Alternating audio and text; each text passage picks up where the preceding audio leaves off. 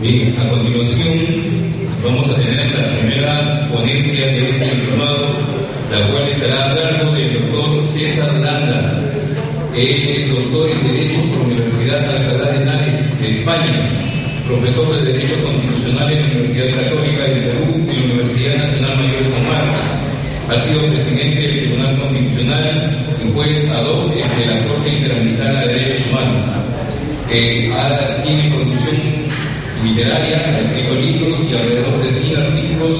en Derecho Constitucional. Recibamos con un fuerte aplauso al doctor César Landa, quien tiene titulado el día de hoy la primera ponencia magistral en este diplomado del Sistema Oral de Audiencias del nuevo Código Procesal Penal. Fuerte aplauso para el doctor César Landa. En la cual he tenido oportunidad como magistrado y también como profesor otra vez estar dando conferencias. En esta oportunidad voy a hacerlo desde la perspectiva en la cual practico el derecho, que es el derecho constitucional,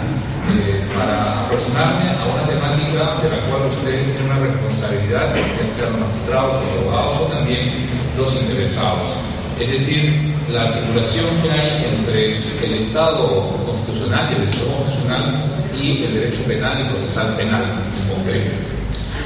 No cabe duda que la Constitución actual establece los principios fundamentales del orden jurídico y en particular del derecho público, dentro del cual se encuentra, como es obvio, el derecho penal. Por eso es que el profesor italiano Pellegrino Rossi, ya hace más de 150 años, decía que la Constitución es la gran cabeza de los distintos capítulos del derecho, porque en ella encontramos los fundamentos del derecho, en este caso penal, del derecho procesal, del derecho de ejecución penal y de otras ramas del derecho. Más aún podríamos decir que las cuestiones fundamentales de la dogmática penal, sustantiva o procesal están abiertas a la influencia directa del ordenamiento constitucional, porque la Constitución se establecen principios y también reglas que tienen un impacto inmediato en el derecho penal y procesal penal. De ahí que no hay que buscar solamente las leyes penales, en este caso el Código Procesal, las respuestas a los problemas del procedimiento y de los procesos penales, sino también hay que encontrar respuestas en caso de dudas o vacíos en la propia Constitución. Y es que esta tarea no solamente queda reservada para la norma suprema que es la Constitución, sino también para quien interpreta la norma. Y claro, si hay un intérprete último en materia de derechos y de Constitución, que es el Tribunal Constitucional, también hay que señalar que el Poder Judicial, en su tarea cotidiana de impartir justicia, es la primera barrera. Es decir, es el primer órgano o línea encargada de tutelar la Constitución, entendida esta como protección de los derechos fundamentales y como límites a los excesos de la autoridad, sea la autoridad policial, sea la autoridad fiscal o incluso la propia autoridad judicial. De ahí que la interpretación constitucional de la Constitución en materia penal o procesal penal o incluso de ejecución penal hace que la Constitución sea una norma viva, porque es a través de su aplicación a casos concretos donde se van estableciendo la doctrina jurisprudencial que, de acuerdo, por ejemplo, el Código Procesal Constitucional señala que los jueces interpretan y aplican las leyes de conformidad con la interpretación que de ellas se haya realizado el Tribunal Constitucional. Y más aún, todavía se pueden establecer lo que se llama precedentes de cumplimiento obligatorio o precedentes vinculantes cuando de una causa constitucional, de un habeas corpus, por ejemplo, o de un amparo, de una acción de inconstitucionalidad, evidentemente emanan vínculos o normas vinculatorias o obligatorias. De modo tal de que, desde esa perspectiva del desarrollo de un derecho penal constitucional o un derecho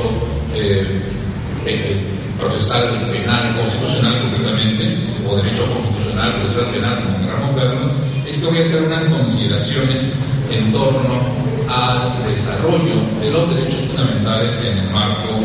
de las normas de carácter penal y procesal penal. Yo diría que hay un tema muy importante en esta tarea, y es que como la Constitución y las leyes es responsable para todos. También hay que considerar que todos estamos sujetos a cumplir y en caso de infracción a sufrir las sanciones previos procesos debidos. Sin embargo, todos somos intérpretes de la Constitución como también del orden jurídico, ¿no?, al cual estamos obligados a defender y a procurar cumplirlo, como manda el artículo 38 de la Constitución. En esa medida es que, siendo todos intérpretes de la Constitución, no solamente los jueces o los abogados o los fiscales o la policía, sino también los ciudadanos, es importante conocer los principios básicos que entonces orientan el ejercicio del proceso y del derecho penal, así como también los principios que limitan la actividad, ya sea en la persecución penal o en el proceso penal o en la investigación. Y uno de los elementos que es importante tomar en consideración es el de la observancia de un principio que es constitutivo del proceso y del derecho penal, que es el principio de legalidad. De modo que la observancia del principio de legalidad está consagrada en la Constitución, por ejemplo, en el artículo 2, 24, literal, de cuando dice exactamente que nadie será procesado ni condenado por acto o omisión que al tiempo de cometerse no esté previamente calificado en la ley de manera expresa e inequívoca como una infracción punible ni sancionado con pena no prevista en la ley. Este precepto constitucional, que expresa el aforismo antiguo romano, nullum crimen, nullo poena sine lege, exige que una determinada conducta, para que sea considerada como delito y que su comisión sea sancionada, debe estar calificada previamente como tal en la ley, siendo que las consecuencias que se derivan del principio de legalidad no se limitan solamente a ello, sino que también se manifiestan a través de otras prohibiciones. Me refiero que la ley, por ejemplo, no puede ser una ley previa, tiene que ser una ley que esté aplicada a los supuestos de hecho al momento de la comisión de un delito o la norma procesal vigente al momento del proceso.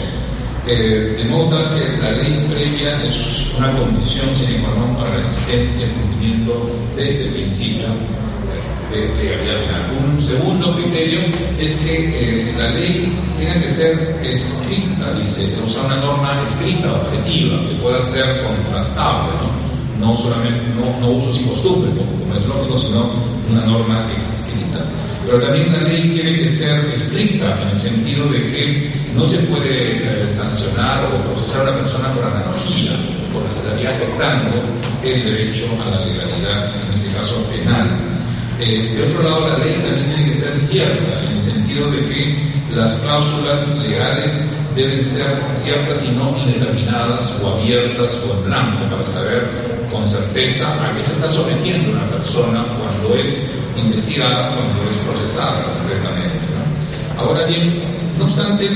que para nosotros el principio de legalidad implica la prohibición de tipos penales, por ejemplo, en blanco, ¿no?, o normas procesales que dejen un margen de discrecionalidad en la actuación de los jueces, es importante quizás caracterizar brevemente, en particular, la prohibición de tipos penales abiertos o determinados, o las normas, digamos, en este caso también procesales, de carácter abiertas o en blanco. Porque la Constitución exige que tanto la actividad judicial como también la conducta típica, ¿no?,